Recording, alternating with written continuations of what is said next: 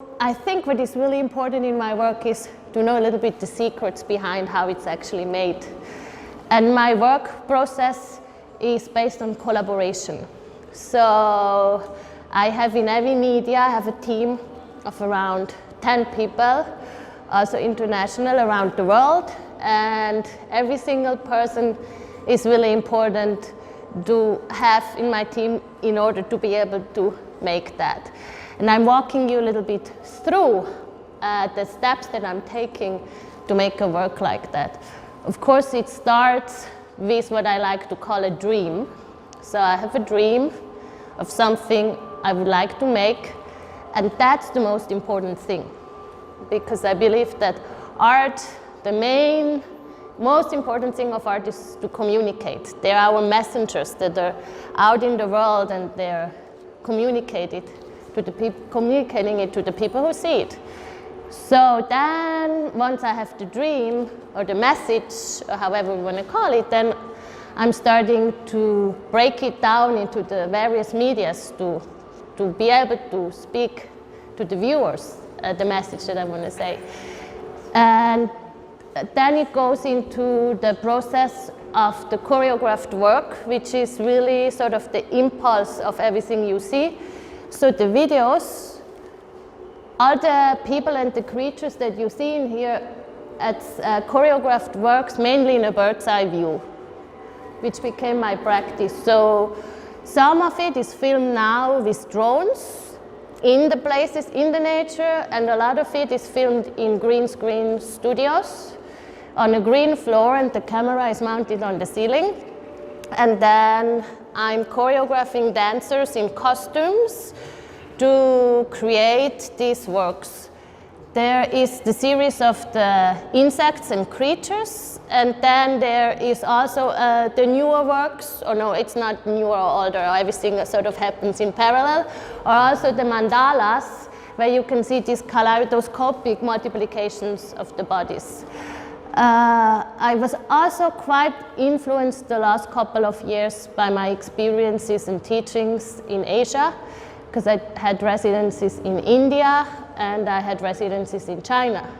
And I think, as it's said, there's the before and after India, and you can only know what that means once you go yourself. And I would say that has also been a very, very culturally and spiritual strong experience for me. So then let me continue. I'm already speaking too long about details. So then after the choreographed work, there's a long post-production process of the videos, because they're layered, as you can see, collaged with different backgrounds and realities. Some are filmed in nature, so I travel a lot to go to places and capture those moments and the nature. And then there's also video labs, so where we're creating in lab situations, colors and textures and different kind of processes. And then the sculptural element, because my work, I call it video sculpture, because it's video in relation to object, or video installation, video in relation to architecture and space. And that was really at the beginning when I entered art school. I was fascinated by video, but I didn't want to relate the video only to the media, meaning having a black box or having a television to show video. And one of my statements is that I want to free the video from the technology or from the media, which is partly possible because I'm, of course, dealing in the process with a lot of technology, but what you see at the end is actually art and not media. Lots of my collaborations are now going on for more than a decade. That's also really wonderful, because we have been collaborating for so long that we don't really have to explain anymore what we are doing, so it's become a natural process of the hive mind that's creating together. So there is a glass blower. Glass is an important material that I'm using when we are making the glass works. Or there is That's also glass. And then there's some new sculptures that are based on natural materials. There's the bird's nest that's built with vines. And the rock over there, where there's a sculpture that's made out of rocks. Then the projections, the planets is one of, as she said, it was at the Maxi Museum 2010. So for a decade I've been creating planets and universes of those floating objects, or then projections on the walls or on the floor. And video really has the power to transform space. That's really what's so wonderful about it, and the space becomes alive. Okay, now let's do a round. Oh, does anybody already have questions about anything? No. So let's maybe start here and do the round around.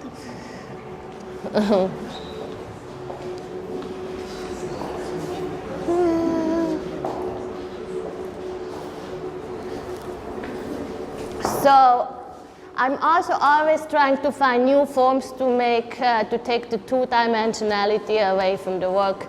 And in this case, I started to work with these crystals to split up the image and expand it from that one projection. That's why I'm doing that, because this piece also likes a little bit of movement.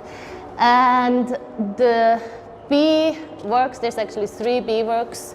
Here, the bee became an important symbol for my work that it kind of represents more than just the bee for me, like the entire importance of the environment and how perfect nature has been designed with all creatures from small to big. So for the natural cycle to function, and if we interfere with that, then we are facing serious consequences of our own action. And I'm trying to communicate these messages through beauty and through trust, and because I think that's the way we can approach to find solutions. I'm going to read you a part of the Bee Manifesto, which I'm happy after also to hand you, which kind of became my message that I'm spreading around the world. Bee Manifesto. Be aware. There's a dying dancing tribe. There's a perfect mute cry in the sky. Be aware. Drones make love in the air until yesterday, and today they die. Why? Be aware. America, Europe, Africa, Asia, Oceania, they still die. Why? Be aware. Their communities are structured, orderly, and tight. They feed you and your child. Be aware. Honey is energy, like charcoal, oil, or gas. It's ancient, liquefied light. Be aware. Pesticides, drought, parasites. Honey spoils in the hives. Be aware. They see ultraviolet patterns, the architecture of life. Can't you see? They die. Be aware. They dance to the sound of invisible alphabets. Can't you hear? They die. Be aware. They are sleeplessly buzzing all night as they dream of pollen and sun. Be aware. They are sleeplessly buzzing all night, and their nightmare is air and soil and light pollution. Be aware. There is no land of milk and honey. There's no future where bees die. Be alive.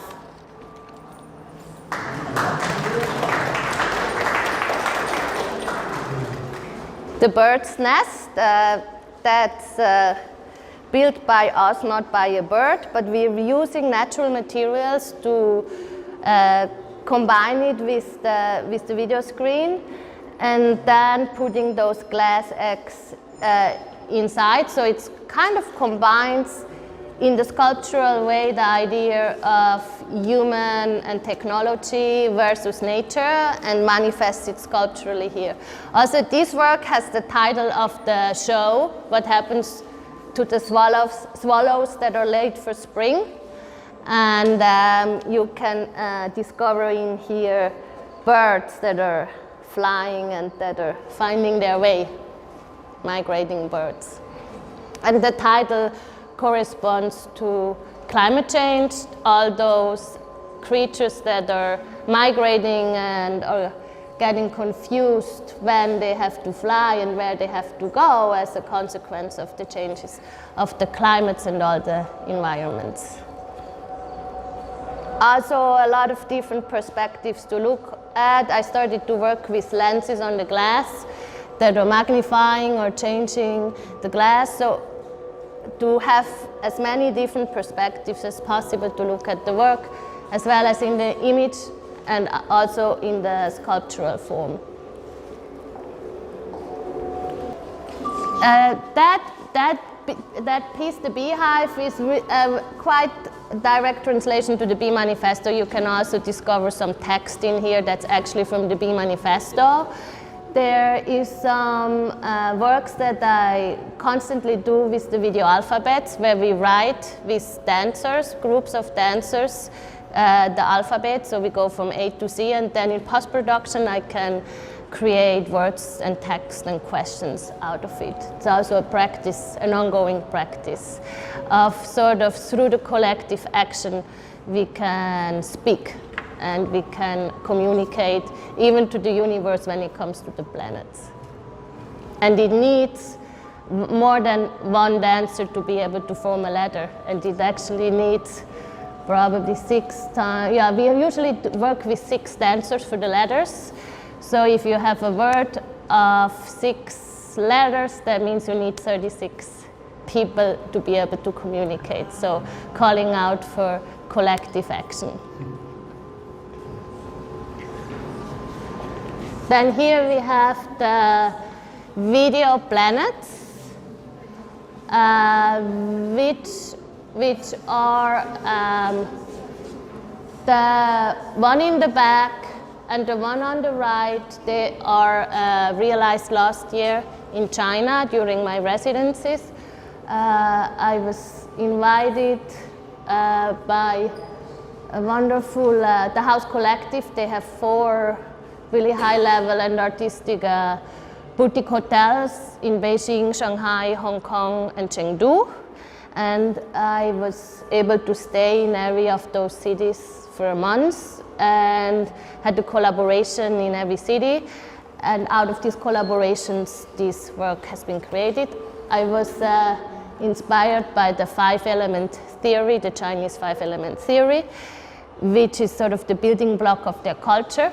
So it was wonderful as a Westerner visiting China based on the building block of their culture. So there was, in Hong Kong, was a collaboration with a Feng Shui master, in Beijing with a choreographer and dancers. So that's what you see in the choreographed work. In Shanghai with fashion designers who actually made clothes out of the patterns of the work. And in Chengdu with a Chinese ink painter. That's when you see these drawings and paintings appearing in the works. And again, every collaboration inspires me to bring a new aspect into the work. This is element wood, element metal, and then in the center I'm showing the element air. The loops are between 8 and 12 minutes, or maybe 6 and 12 minutes, some of them. So you can, but they're based on loops, so you can start to watch them anytime and stop to watch them anytime and go back to it and look at it maybe from another angle also.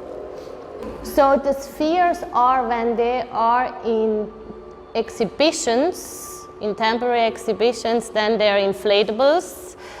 with special produced inflatables up to 6 months, and then when they go into permanent collections, the size is being chosen, and then they are produced out of chloroprene.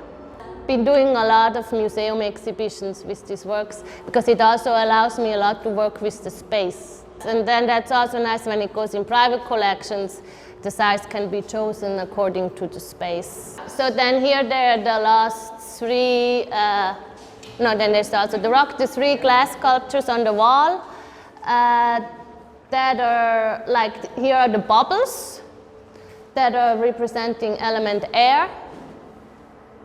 Sort of a sea creature that's representing element water, and the element fire on the right. And then the piece over there is a rock that I recently made now in Colombia, working with a craft artist that's working with rocks. He goes to find them and then carves into them, and that's now a first piece that came out of that, featuring the love mandala. So when I did the 5 elements in India, the mandalas, I chose as the 5th element, I chose love, and that's in there, which is the motor of everything probably for all of us. There are screens that are produced in, that are specially produced that have the mechanism to play the video in loops when you turn it on. Yeah, they're basically like little TVs, you can imagine. Flat screens that are embedded, and it has a switch on the side to turn it, they can go to sleep. So the sculpture still exists, and then they have a switch on the side, and then it starts to load again. And yeah, and there's also the sound. Every piece, actually yes, every piece also has sound. There is an audio designer who, when I finished the video, I sent the file to an audio designer. And then right now it's a he, it used to be she. He creates then a sound score for every piece, which on the side also can be turned on and off. Has a thing here, so which then you can choose, or you can have it off when it's in, or you can have it low, or you can have it loud. And this piece, right now what we're looking at is featuring the water choreography from what I did last year in China, from the 5 elements theory element water. That's in between the underwater videos that I did when I went diving in Providencia on an island that still has a really healthy and happy coral reef with lots of creatures there. So have you had to deal with the changing technology of an older piece versus a newer piece? Studied 20 years ago and I graduated 15 years ago. So when I graduated, similar type of electronics was already out. What is a positive factor is that the electronic is rather getting smaller. So if we do have to replace a part, we can find it in better quality and smaller, so it will fit. But it is and all the pieces are built in a way that they can be replaced. So that's also one of actually my really important aspects. I want people to be able to live with video, so they're becoming pieces that you can have in collections. But I also don't want collectors to have the fear that they will lose a piece. You know, that's and that actually a lot of not so good work has been done on that in the 80s and 90s, that people are losing their works. So in my case, how I do that is also you receive a certificate and a warranty when you get a work that states everything really clearly and also takes that fear away that you basically have this piece forever. So you're not in the risk to lose it because of a failure of technology. And now also it's like, for example, this one now has a round screen.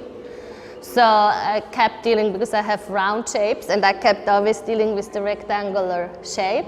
So it's actually a super exciting moment to work with this, because there's so many more possibilities that are out there that make our life, make much more possible to now build such kind of creations also. Thank you.